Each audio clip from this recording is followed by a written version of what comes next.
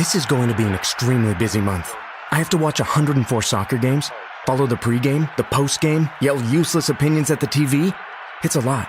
So I knew that when it comes to screening for colon cancer, the choice was clear. The Cologuard Plus test. It can be used at home and can only take 15 minutes, so I can do it during halftime and not miss any action. If you are 45 or older and at average risk, ask your healthcare provider about screening for colon cancer with the Cologuard test. You can also request a prescription at Cologuard.com. Want to elevate your travel experience? Here's how. With a Delta SkyMiles Reserve American Express card, you can relax before your flight in the Delta Sky Club with up to 15 visits per medallion year. And now through July 15th, 2026, you can earn up to 125,000 bonus miles, so you're closer to your next adventure. The Delta SkyMiles Reserve card. Check out the new design at www.delta.com/Spotify. Minimum spending requirements and terms apply. I'm still ill. I'll always be ill. I'll die, a sick person. Health is a crown that only the ill can see. Everyone who doesn't have a disability, it's just pre-disabled. You will lose your eyesight, lose the ability to walk. It's like you live long enough, everything will be taken from you. What do you do when your body stops being reliable? When the plans you had no longer fit the reality you're living? Today's guest, Dr. Jeff Boone, has spent decades helping people navigate chronic illness and chronic pain. Then life handed him a very different challenge where he spent time on the other side of the desk experiencing chronic pain and illness. And now he's helped thousands of people work through this very reality in their life. Today, we're talking about resilience, meaning, and how to thrive when life doesn't go according to your plan. Welcome to the SwagAbility Show. My name is Steve Wagstaff, and I founded SwagAbility.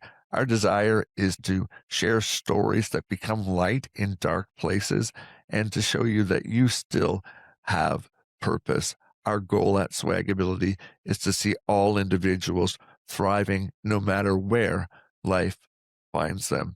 Dr. Jeff, I appreciate you meeting with me and taking time to come on to the show today. You've got a rich wealth of knowledge in this area of chronic pain and dealing with chronic illness. I'm really looking forward to our conversation. Well, thank you very much for having me today. Thank you for hosting me. I appreciate it. I look forward to the conversation. Yeah, we've had a great pre-interview and so many things in common, but two different lives, but I think it's going to be a great conversation. Before, I was going to read a list of things you've accomplished, which are numerous. Oh, I've been there, done that. Right. I've taken some classes, passed some classes, Yes. and I've worked with lots of clients, Yes. throughout the decades. But at the end of the day, I'm just some guy. I'm some guy that, it's kind of like, it's not about the letters at the end of my name. It's about the humanity of who I am and how I've assisted, myself and others through the navigation of the chronic illness experience, which can be existentially devastating. It is. Yeah. And knowing that there's no need to put classes, books, read, names.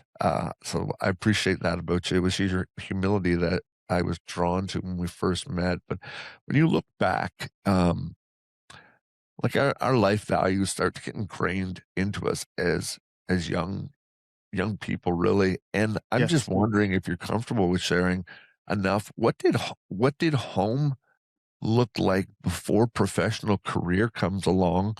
Those early values that shaped maybe later on the man who you become, and then been able to help so many people. Did your grounding get a start in your early years before you decided what career path you were going on? I always love the start stories. The start was, quiet and calm. The parents were solid. There was no trauma of the past in any particular way. There was always an emphasis on trying the best you possibly can, getting a good education, going to college and graduate degrees. And that was always kind of encouraged. What was kind of unique with me in terms of a story was I was always an anxious person. I was an anxious kid. That's just the wiring of just what it was, just the genetics of who I was. There was no like moment, where I had this terrible thing and this traumatic thing. Psychology always wants to do that. It wants to go Yes. like, oh, here it is. This was the Your moment. childhood. Yeah.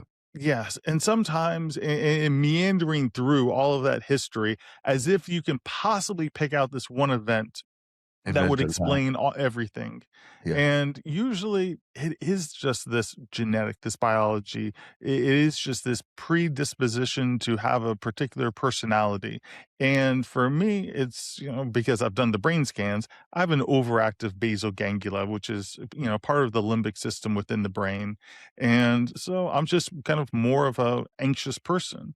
And it probably would have served the tribe a long time ago, in terms of my ancestors, to kind of have someone that was more alert and scanning for danger, but not so good when you are getting up in front of the class and giving presentations and getting really, really anxious. Yeah. And I mean, uh, me our medical systems, our diagnoses, they've come so far, even 5 years ago, but we're thinking 20 years ago, we probably all like, I don't I'm 48, going 49 next week.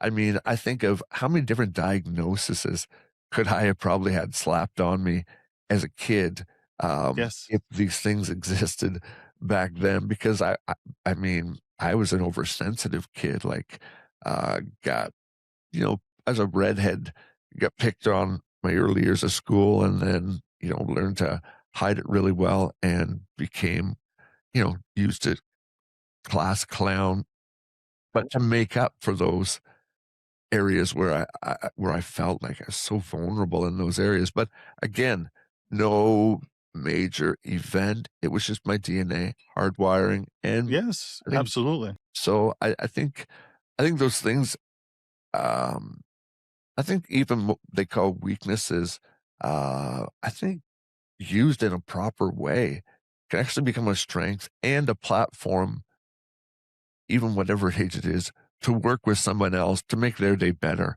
Um, Yes. I think that's true for all of us. Your thoughts? Oh, yeah, absolutely. And I've had in my life periods of depression, periods of anxiety, and all of that has, made it so much easier to talk to people who are going through tough times. People will tell me, it's like, oh, isn't it like depressing to talk to, people that are going through tough times all the time? Like, absolutely not. These are my people. And this is my tribe. Yeah. I have the utmost patience, for people going through whatever experience that they're going through, and it's never been a heavy weight on me. It's never been tedious or difficult. It's always been interesting, and part of that is just my own imperfections, my own falling downs, so to speak, my own embarrassments, my own shame, whatever it is. I'm not a perfect person. I'll never be a perfect person. And so Not that on makes this it side of even eternity. what's that? Not on this side of eternity, but the other Not on side. this side of eternity. You're Yeah. absolutely right. And so, Yeah. Um, what was I going to say from that? Take us through getting into your college years. Did you develop an empathy for individuals, and you knew that was you're going to be your life's calling to, uh, yes, to get an education, but direct it towards people that who society says the down and outers, the ones that yes. are dealing with issues that never seem to be able to get going in life. I mean, th- let's face it, like there's a need to minister to support individuals that Yes. these are very real cases. So Yes. I don't know if they have classes in university. I didn't go that deal with this type of thing, or just what did education look like in order to get you to where you are I thought today? for me, the empathy was always there. I was one that was kind of allergic to bullying, Amen. elementary school, middle school, high school. I wouldn't participate. I would try to stop it. I could always just see the ludicrous nature of bullying or excluding people. I'm always a big believer of that quote, life is a group project. And Ram Dass says, we're all just walking each other home. And so I could always feel that life should be this collective process, and we don't need to put anyone else down to be able for us to kind of rise up or to be significant, to be valuable, to be worthy. So that was always just kind of a part of my DNA. And then when you get to college, so the very first psychology class that I ever took was in high school. And that was where it was junior year, it was an elective. And that's where I'm like, oh, this is interesting. I would like to go to, college and learn more. And a lot of it was kind of tedious. And because you're not really working with anyone, you're not really talking to anyone, you're reading these books. And probably the only interesting one was multiculturalist psychology was interesting and abnormal psychology. But, learning about, conditioning and social sciences and some of these other things, it just didn't seem very relatable in terms of how am I going to leverage this information to be able to improve somebody else's life. And so you have this big, broad history lesson of, oh, this is Freud, this is Jung, this is Albert Bandura, whoever it may be. And this is, psychodynamic theory, this theory, this is that theory. But it really wasn't kind of hands-on in any kind of way. And I liked volunteering much more because you would just find ways of being able to interact with other humans. Because at the end of the day, that's all that I'm seeking to do with my life, which is interact with other humans that may be, stressed, suffering in difficult circumstances, whatever it may be. And so the textbooks, the classroom, it was a little dry, when it comes down to it. But I had faith that it would get a little bit more interesting. And it did once I got to graduate school and I could actually start talking to people. Yeah. I think that's the component that education misses is, yeah, I agree. We've got to get the quote unquote book smarts, but until you start dealing with people, you you don't really know how to develop your rapport Yes. to fix when you don't know yourself. And so I think life is the greatest teacher. Um, Absolutely. Without a doubt, the clients that I've talked to throughout all the decades, thousands of clients, and those have been my greatest teachers. Not the books, not the classrooms, not the teachers. They gave me information, but most of it really wasn't. Mostly what I learned was what I read after the fact, after graduate school. It provided a foundation to be able to better understand, but being able to understand humanism, being able to understand existential philosophy, those things, those components, that was really what kind of ultimately made a difference. But it wasn't the classroom.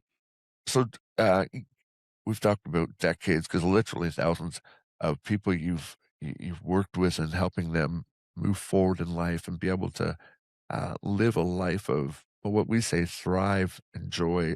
Uh, Give us a scope of I want to say cases, but dealings with so illnesses, idiosyncrasies people have, different dispositions It people go towards. What's Well, it was the scope mostly of people? medical. It was Yes, mostly medical ailments. and was You it see a lot of people with anxiety? lower. What's that? Was it like it wasn't, we can exclude, like, physical you're not looking for knee pain, you're dealing with people that are struggling with, um, mental health, anxiety, depression, those type of things. I'm just trying to figure out the scope of the people you've dealt with over 20 years, um, Yes. just to kinda narrow in what we can talk about more. Yeah, no, throughout those years, it was anxiety, depression, it was, PTSD, things Okay. of kind of that nature. It was Yep. the mood disorders Yes. and not the personality disorders. And I'm not a real big fan of personality disorders, but it was really much more of the mood spectrum. Gotcha. And at the end of the day, I always found it fascinating that most people, like they were diagnosed with, say, depression. They weren't really, really depressed. I've seen really, really depressed people. Just like I've only seen one person in all those years that probably had, during when I was actually speaking to them, 10 out of 10 pain all those years. And I specialized in, chronic pain.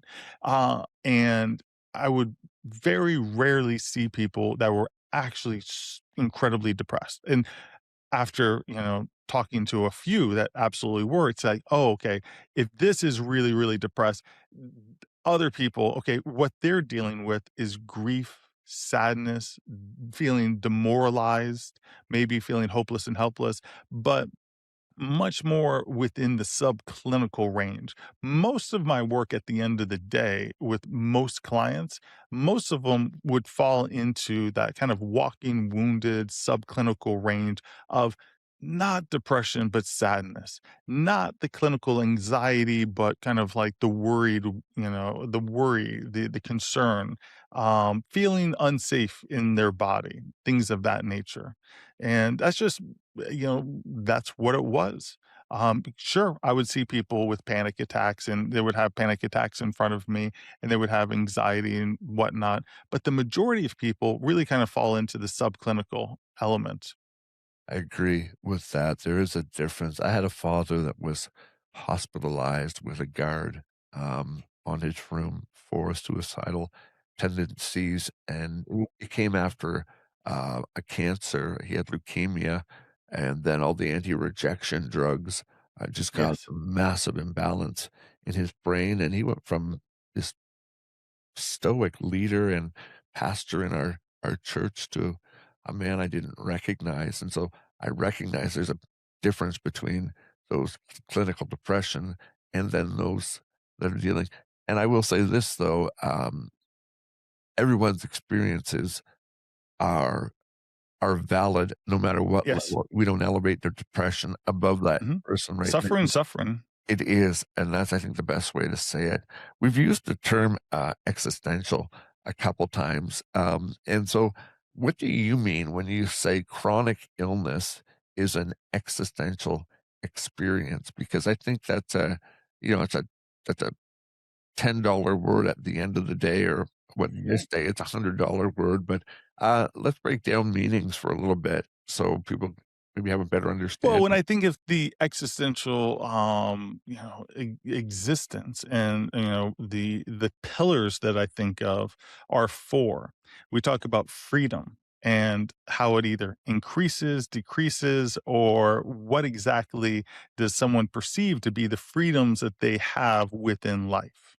And so freedom is first and foremost, which is, where's your self efficacy? Where is your control? What are the choices that you can make? And how are you defining your world based on those freedoms? Yes. The second one would be isolation versus community. Are you isolated? Are you alone? Do you have contact with others? Do you have a social support? Do you have community? Are you just receiving from the community, or are you able to give back to the community? What is your relationship with the community if you have one at all? So isolation is huge. And then the grand, brushstroke at the end would be death, which is, what is your relationship to death? There's a lot of anxiety, a lot of worry, a lot of negative rumination is built up around the death anxiety, the death concerns. And so what is your relationship to death? And lastly, it is, what is the meaning that you put on this life? What is it that you see, in terms of what you're getting up for the day? I am this person and I do these things for this reason. And so it is freedom, isolation, death, and meaning in terms of the lenses in which we look at life. As a pastor, I think you spoke uh, those. I think this falls into the exact same category because I would always challenge people, no matter how they were feeling, was to figure out or come to some sort of conclusion in their life. And basically, three or four things. Number one, how did I get here? Number Yes. two, what is my purpose? Three, yeah, three, what do I do with the person of Christ, Jesus Christ, and 4, where am I going when I die? I mean, to me, those probably fit any one of those pillars because I found that inside the church and now being on the outside, not that I'm no longer a believer, but Yes. dealing with people that are not church, I find that it's shamed inside the church if you have anything. It's better than it was, but mental illness, treating mental illness, and things like that. Um, it's sad to say is because if people are supposedly spiritual people, they don't have issues. So, Yes. but the statistics are very, very similar, whether one calls themselves religious or one calls themselves a non-believer. Yes. So it's a feeling that are in both camps, and Yes. it shouldn't be two camps. It's one existential humanity. So, um, Absolutely. yeah, so you're in it for roughly 20 years, listening to people and dealing with them, uh, not working because um, I would say if you're doing something you absolutely love, you're not working a day in your life. So to Yes. me, it sounds like you love what you did. Uh, Yes. and then at the end of the day, you run into the fact that what you've been treating your clients with, all of a sudden you're found yourself in the chair on the other side of the desk because I Absolutely. can't even pronounce I was trying to pronounce it pre-interview of the diagnoses that you end up with in life and find yourself now dealing in a very real way with what many of your patients were. Can you tell us a little bit about that if that's not too personal? No, happy to. And so, about a decade ago, I was working in my office and developed this horrible headache that just wouldn't resolve. I ended up going to an ear, nose, and throat doctor, and he prescribed prednisone, which is pretty normal. Take some, for sinusitis. And so that was the diagnosis. I had a CT scan. So my sinuses were all kinds of messed up. Now, the problem is I take this prednisone and my body flips out. My feet start to vibrate. My bladder hurts. I have a tremor. My memory is wiped. I have this horrible fatigue. I have all these other symptoms, strange symptoms all over the place, and don't fit into like the decision tree. And, for any of the doctors, because I go to the neurologist, the urologist, I go to the podiatrist, I go to the internist, I go to all these different doctors, and I just look like a mess to them. And so, 'cause I have these symptoms that don't fall into the decision tree, and the usual blood work shows that I look fine, Yeah. but I'm not fine. And so, and I don't know what's going on. And I'm just running around throwing money at people to try to figure out like what is wrong with me, help me out. And I ended up going to a functional medicine doctor. He does particular blood work, and says, "You know what? I think you have a mold illness. I think you have mold. You should go look in your house, in your office." And so that's what I did. And lo and behold, there was Stachybotrys in the HVAC of my office. There was other neurotoxic mold in there as well. And I end up with the diagnosis of chronic inflammatory response syndrome.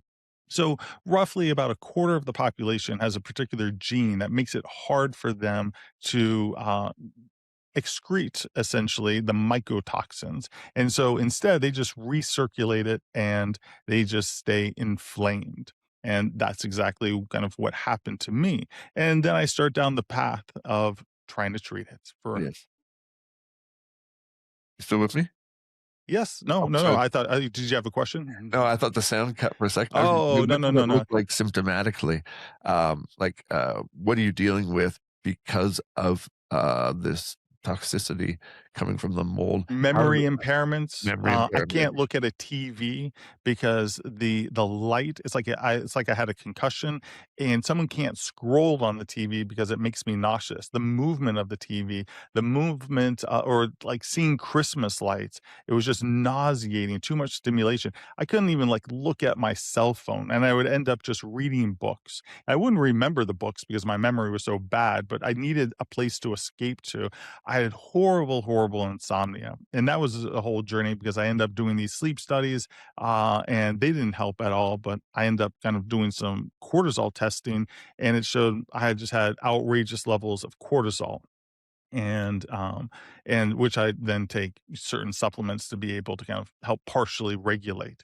But I'm bouncing all over the place. And then after about a year of treating, the chronic inflammatory response syndrome due to the biotoxin of the mold, I end up going like, you know what? I still don't have good days. I'm still ill. So I say, you know what? I'm going to go to the Mayo Clinic. But before I go, I'm going to look up, the local hospital, and I'm going to look at the directory. I'm going to see if there are there any other, types of doctors that I haven't seen that could be helpful. And I see toxicology. I'm like, I don't know what toxicology even does, but you know what? I feel toxic. So, and that's really the only reason I went. And I go, and it's this older gentleman. He doesn't believe anything about the mold. He's like, I know about those people. I don't believe it.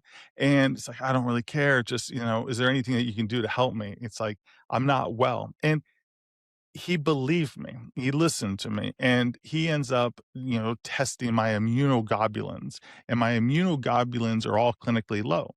And so that's a problem. That's part of your immune system. And so then he refers me to the immunologist. The immunologist gives me a vaccine. And a month later, I get my blood red. And lo and behold, I did not make antibodies to that vaccine. And so what does that mean? It means I have low immunoglobulins and my body's not making antibodies. So I end up with the diagnosis of common variable immune deficiency. And And that for that, causes, sorry, I just want to see, and the is it nauseousness? Is it the inability? So it's causing sleep issues, which would cause mood sleep issues, problem. memory issues, brain issues, Nausea. my ears turn red, I have a tremor, Yes. Physical I'm pain? depressed, low mood, Yes. my feet are vibrating, my head hurts, my foot hurts, it's kind of nerve pain. I still have nerve pain in my foot and, Just most of wanted the time in my head. to list those, so if anyone's listening going, "Well, I've never had a diagnosis, but that guy's hitting the symptoms that I'm experiencing." So I just wanted to thanks for sharing that just to someone else to be like, picking up Sure. on symptoms and never have ever heard the term or would never even think to go down that road. So I thank you. I think that's really important I symptomatic. say And all the what time, it's like, have you gone to an immunologist? It's like, get it ruled out. A lot of people, I'm surprised by, because I would tell the doctors, because the doctors really want to focus on a narrow basis, like, let's just look at your bladder. Let's just look at, this one aspect, this one piece. Okay, sleep, we need a sleep study. And I'm telling everyone it's systemic. It's throughout my entire body. It's not just one body part. And I keep on saying it's systemic, it's systemic. And now I know it's kind of like, oh, you should go to a rheumatologist, you should go to an immunologist, because they're going to do blood work that the others aren't going to do. The others are just going to go like, how's your white blood cell count? How are your kidneys, your liver, whatnot. did the doctors, did you find, a good amount of them were looking to treat the symptoms as opposed to the cause?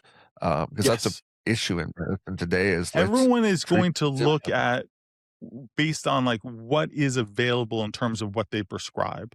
Yes. And so it's kind of like I go to the urologist, I have this bladder pain, and they're like, okay, we can scope the bladder. So we did that. That's a little bit of an existential ego death, getting your bladder scoped. In there. Most men don't have to go through that. No. And he just threw some Flomax at me, which was just, and Yeah. it's just kind of, and so he was just looking at me through his prescription pad. He's like, Yeah. well, I prescribe this, so I can just give this to you. And I remember telling him, I'm like, that's fine, I'll try it. But at the end of the day, I'm like, dude, this is systemic. This is my whole body. This is not just my bladder. And he's like, yeah. I just treat the bladder. Because And you it's just like, end it up was with a so whole bunch. disheartening.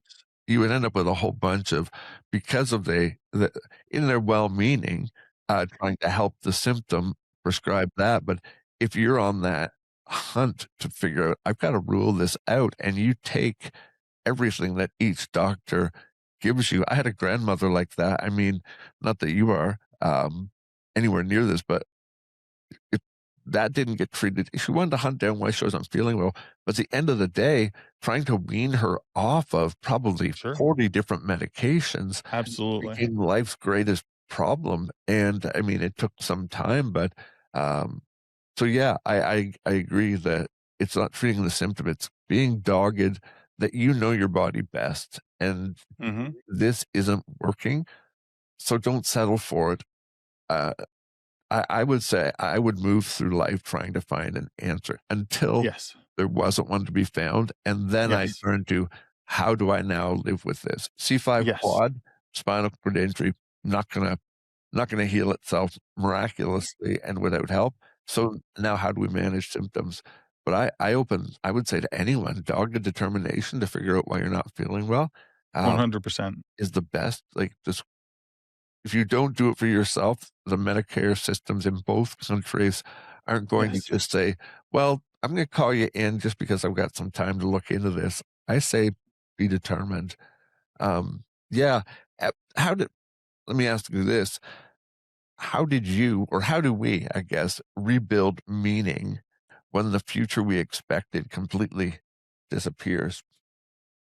Well, for me, it started with lots of tears. It started with grief. It started with sadness.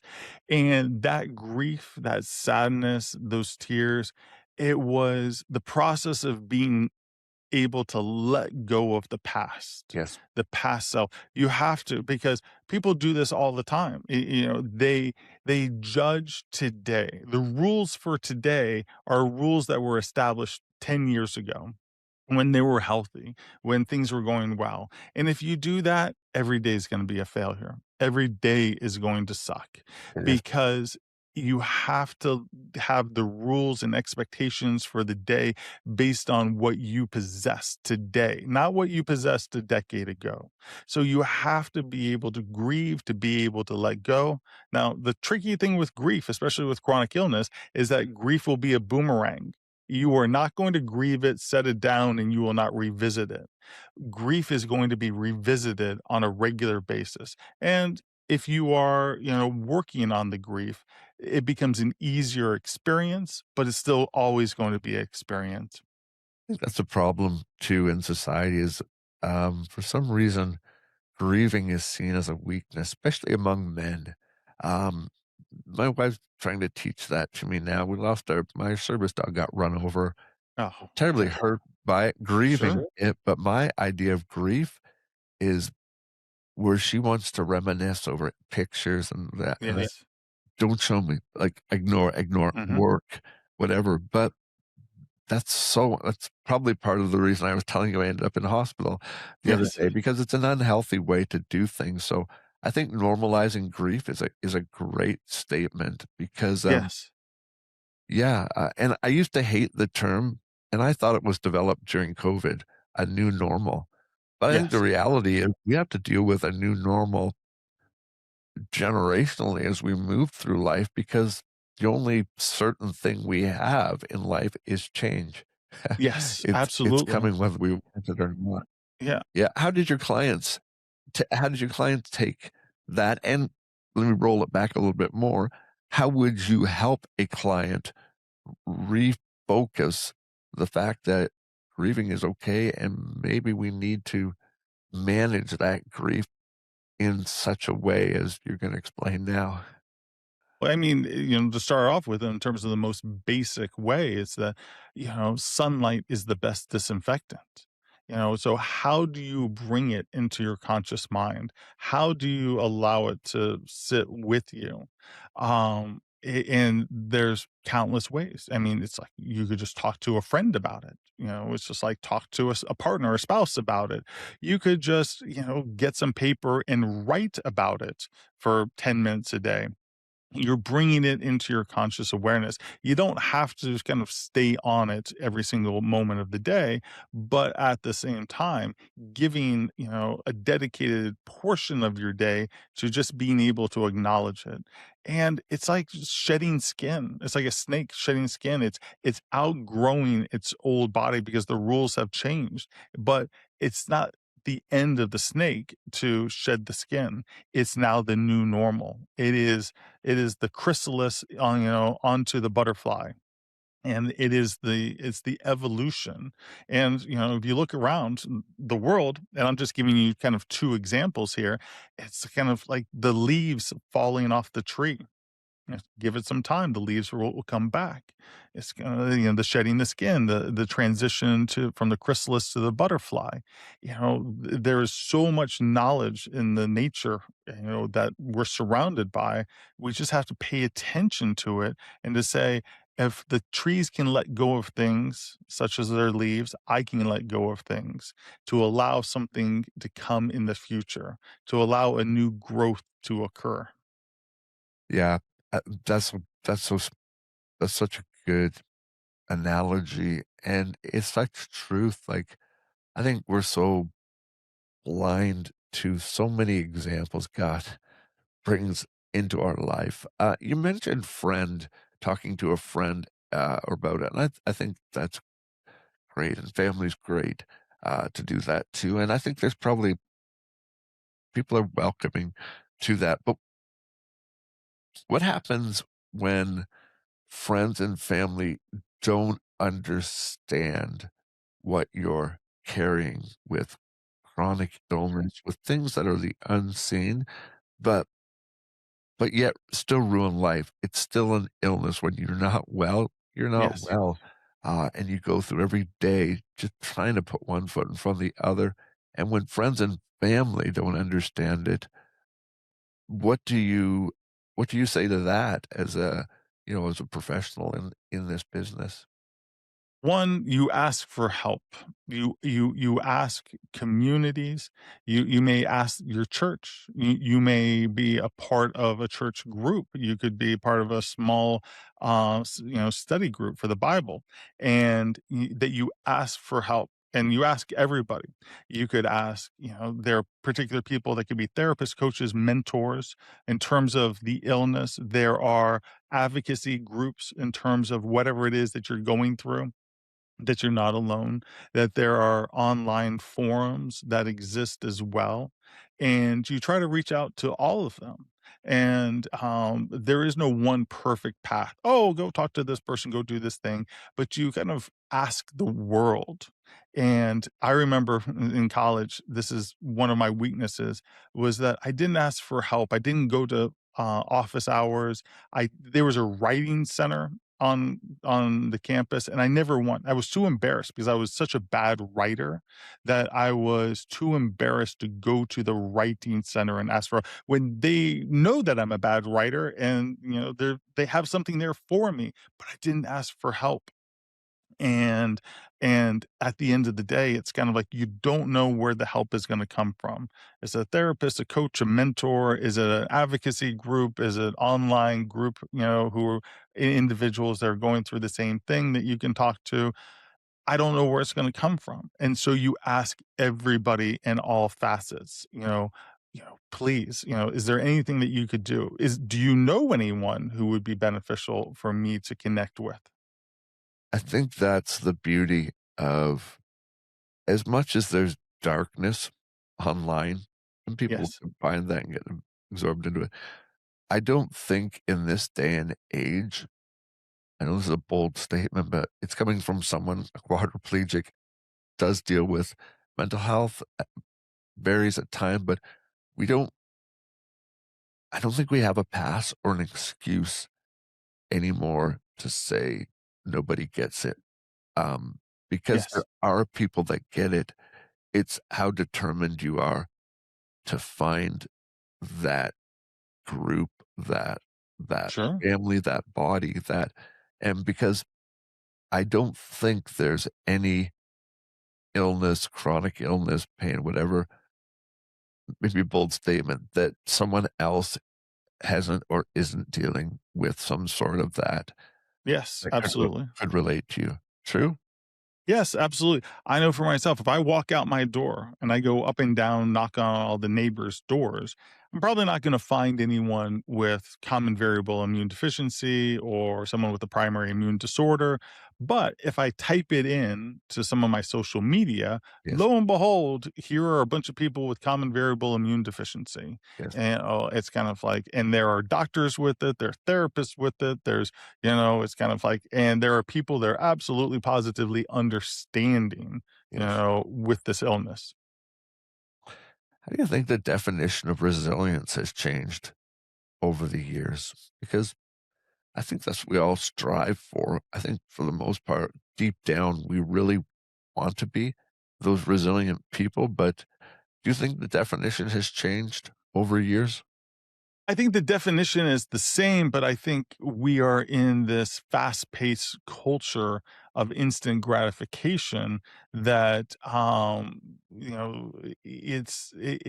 the patience for it to come about has changed. That's a great point. Like, what is resilience? It's like fall down 7 times, get up 8. That's resilience. It is the continuation of an effort, even when there has been failures, even when you haven't received the results. And so our fried dopamine brains, from all the scrolling and all the instant gratification Yes. has just left us in a place where wow, if I don't get better today, this week, it's kind of like then there's no hope for me. There's no chance for me. Why even try to get up again? And I know for myself, it's kind of like dealing with some incredibly difficult symptoms for years has most definitely enabled me to become, resilient because I had to keep going when there was no path forward. There was only suffering, but I believed that I had faith that there would be something out there, and there was something out there. There Yeah. absolutely was, and but it was very difficult. Yeah. That's really profound. I'm still trying to gather, but I would ask this then, maybe how do we stop fighting reality without giving up hope when it comes to these issues that we're trying to either live with or find an answer to, but there is at the end of the day, there's going to be a reality of Sure, it is absolutely. what it is. I Mhm. always say that it is what it is, without giving up hope. I mean, I know how Yeah, I would deal with it, but I'd like to ask you that same question. How would you answer that? I like the image of the yin and the yang. And so you have the white swirl with the black dot, the black swirl, with the what's it? It's the white swirl with the black dot and the black swirl with the white dot. And it's that balance because it's not an either or. It's like, like I'm still ill. I'll always be ill. I'll die, a sick person. And because I'll never be cured from a primary immune disorder. And I have pain and I have fatigue and I have some, other symptoms. And those things are not going to fundamentally change significantly for me. And that would be kind of like the black swirl, Yes. but within that same life, I have the ability to write books, do a podcast, be on a podcast, talk to people, go out to dinner with my family, go out and, visit with my parents. I'm able to, go out and take a walk, listen to music, do all these things. And that would be that white, swirl. And going back to what I was saying with the existential thought, that white swirl would represent that freedom that it's kind of like I need to be aware of where I'm free because there are places where I am not free. I am not free to, not have an immune disorder. And it's kind of like, but you don't want to just stare at it. Mhm. You don't want to get overly consumed. Now, we can always acknowledge it. We can always grieve it. We can always cry about it. We can always talk about it. It's like we're not trying to ignore it, not in any way whatsoever. But you don't want to ignore your freedom. And the thing is, freedom often sits in us quietly. And the pain, the sorrow, the heartache of the illness is a little bit louder. It's easier to focus on that heartache because we feel it in our bodies viscerally when we don't really feel our freedom that way. You and I, we're both sitting in a room and we're perfectly safe. I'm safe sitting in this room. You're safe sitting in this room, but you don't feel the safety. You don't feel like, wow, I feel really safe. You don't feel it, but you are that. That's And correct. so it's kind of like that's part of the white swirl of like paying attention. And that's a part of the narrative of your life. That's a part of your existence of the here and now. And it's always the pendulum swinging back and forth between what is it that you can and what is it that you cannot control. Um, yeah, I think that weaves well into what I want to talk about next. Because for me, um, I at in SwagAbility, we base our whole premise of helping people is first and foremost attached to my faith, my relationship Sure. with God, my dogged determination to be a Christ follower, understanding of the Bible. What role does faith play for you, if I may ask that, and the importance you feel of it for people, for it to be enough for people to really uh, pay attention to in their lives? I think faith is extremely important. And I've always seen people throughout my treatment of people that those with greater faith tend to be the most resilient. It's not a complete, binary choice there. It's kind of like, but they tend to have more community. They tend to kind of have more purpose and meaning in their life. And again, I don't speak in terms of absolutes, whatsoever, but it's kind of like you have people like Rick Warren in his book, The Purpose Driven Life, which, comes down to service of others. We are here to serve others. And, is that a fun, now, you don't have to have faith to be kind of believe that, whatsoever, but, there are a lot of people with faith that do, and then they think about that, and it's like the lens of how they kind of see the world and, why they are here, and they are kind of serving it, from a particular, vantage point based on their own beliefs and their own faith. Um I've always seen it as, like myself as like that good Samaritan. It's like I'm scarred, I'm ugly, I'm, beat up. I don't have the pretty robes and I'm not someone who's perfect walking this earth. But if I see someone suffering, regardless of who they are, I try to pick them up and I try to be able to assist them, any way that I possibly can. And so, Think for uh, or anyone listening, our audience listening, I do think you're right. It doesn't, faith doesn't, it's not just people of faith that have this desire to help others, but I I think for me as a C5 quad that's never going to not have health issues the rest of my life. The reason I throw my feet over the edge of the bed every morning to get up is because I have found not just productivity to be healthy, but whatever platform I have, whether it's just the ability to blink my eyes or breathe, um, I find that I impact people sure. without choices in a negative or positive way. But I am at Mhm. my best, even when I'm feeling the crappiest, when I'm investing in someone else's life to say, look, I get it at this level. Losing a child, I can speak into that because I have. And when I can tell someone else, I don't know your hurt right now, but Yes. I do know for us, here's the hope we had, and here's what it looked Yes. like. And when I'm doing that, um, I don't work, and it's just who I am, and so regardless of faith or not, I think that's ingrained within every person.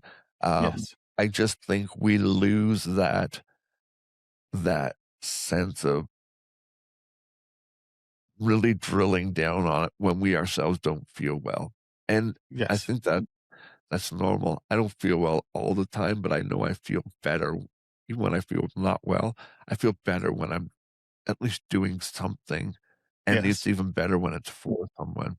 Is that a common finding in your Yeah, work or part of again, the it goes community? back to Viktor Frankl's Man's Search for Meaning, which is the people who are going to survive the concentration camps are going to be the individuals that have meaning in their life, that believe in something, greater than themselves.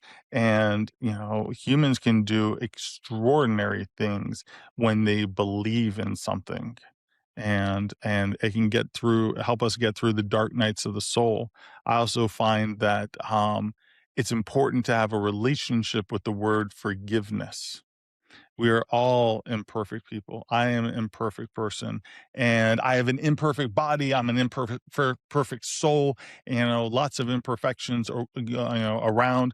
But it's like, you know, forgiveness, and having somebody to ask forgiveness from, I think, matters tremendously, Very free. because we have to be able to forgive our bodies. We have to be able to forgive our imperfections, and we have to be able to, you know, put it somewhere. And, forgiveness, again, I always kind of go vacillate kind of like back and forth in terms of having the most, like the big tent kind of approach that everyone gets to play along here. It's like forgiveness is not just, a Christian, skill set, or value, but it is reinforced, talked about, and there's a fundamentally different relationship with, the practice of forgiveness kind of within that context. And that's rich what you just said there.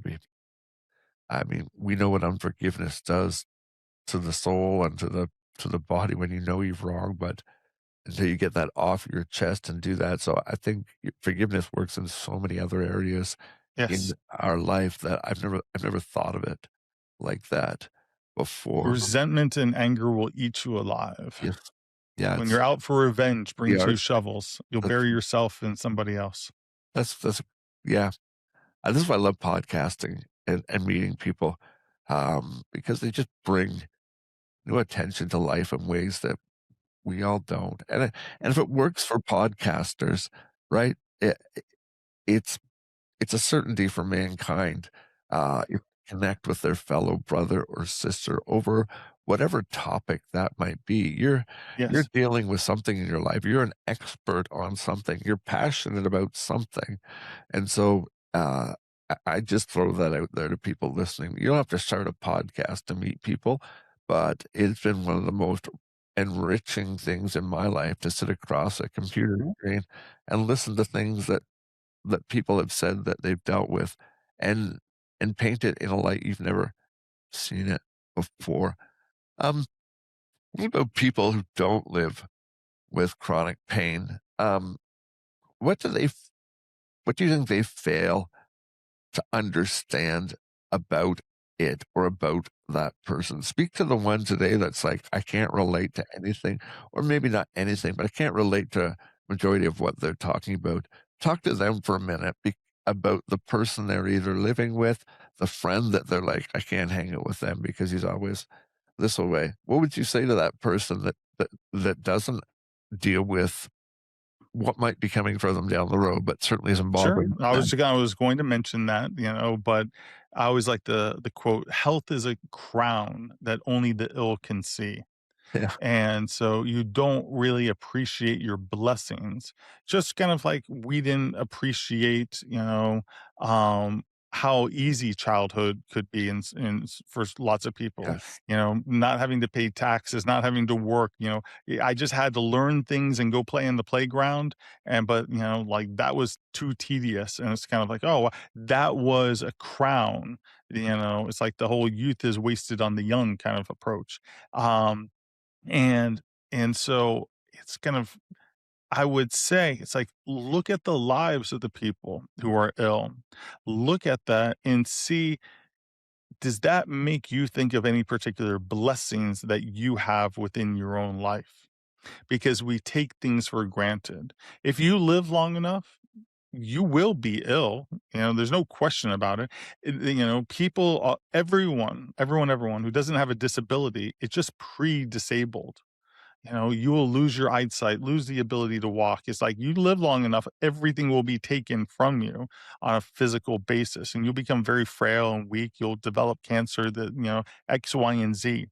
You possess it for now, but it's kind of like, and I've had my grandfather lived to 102 and he was blind. He couldn't walk. It's kind of like everyone is just pre-disabled. So are you aware that you are pre-disabled? And are you aware of how you are not disabled? And those are your freedoms, those are your strengths. And that, do you treasure them? And do you use that in any capacity that's meaningful to yourself or somebody else? I think it was rather, I'm trying to think, it was the writer of Hebrews or Ecclesiastes, or it could be something Solomon said. It was talking about remember your creator in the days of Yes. your youth before the windows darken. It was such good biblical analogies to, your hearing goes, your eyesight goes, your teeth, the grinders don't work. But Yes. it is, I think it's such an important thing is like win today, win the day you're in right now, because you're Yes. not guaranteed of tomorrow. And take care of the yesterday that might be holding you back. I think that's probably the best advice we could give one another. Didn't even realize we were close to an hour in chatting, but I did want to, I'll let you speak there onto that. But then I also wanted you to talk about uh, some of the, you started into poetry, into writing. I want to, before we close, turn attention to some of the books you've written, how people can find you on social media and things like that, and get that opportunity. But I know you were going to say something there. So, Well, I think I lost it, so it's I'm okay. so sorry. Cut that No, off. no, no, I no. just We're looked, we're I'm like, fine. we're at an hour. This is awesome. It's gone by so quickly. And I always say to people when I get to an hour, that means there has to be a 2.0, in the months ahead. Where Okay, get never a problem. Just reach out to me. absolutely. Um, but yeah, let's bring it kind of full circle back to your experiences Mhm. with this. You sat on the other side of the desk. You've sat on both sides Yes. now, and because of this, it led you to writing Yes. a number of books. I know you didn't give yourself any accolades at the beginning, and I didn't read the full list. Well, you don't need to. I'm You just would some want to dude. say, but I want you to say, uh, give my listeners the opportunity to know what some of the things you have written and purpose you wrote them for. And if you're open for it, how can someone connect with you if they're looking just to talk and learn Yes. what your services are? So let's start with Yes. books. And, so I started writing poetry as just this cathartic expression of looking for something that I could control that would be meaningful to me. I can't paint. I'm not a sculptor. There's lots of things that I can't do. But I started with poetry because poetry doesn't really have much in the way of rules. And it's kind of like a chaotic mess. I wouldn't tell anyone to read my poetry, but it was just me being curious of, I wonder if I could, and again, in that wonderment, that curiosity, and just led me to create things. So I wrote 2 books in poetry. I wrote chronic illness journals. I put together coloring books, and there's some kind of books on modern burnout within living with a medical illness. All kinds of different ways to approach dealing with the suffering in various ways of living with a chronic illness. And it's not an easy path. It's not an easy journey, but whatever you're doing, you should bring forth curiosity of what the day is and how it can unfold. And that's how I ended up doing, my own individual podcast, which are all solo episodes, where I talk about, and the podcast is called To the Bone: Conversations on Pain, Illness, and Meaning. And then I was just like, you know what? This is interesting. And I don't really want to interview people. That's not really what I want to do, but it would be really kind of interesting to be on other people's podcasts.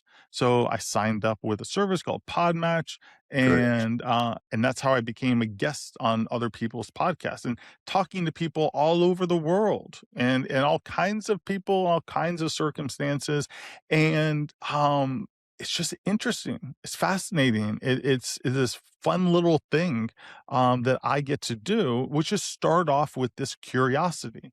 And here I am in this conversation with you that I would not otherwise know you as a person on this earth if I didn't have that curiosity. And so it's just been like a fun way to be able to spend an hour to get to know somebody else and to get to live life here. And uh, so it's always been that curiosity. I don't have all the answers. I'll never pretend to have all the answers. I am not some guru sitting on the top of some mountain.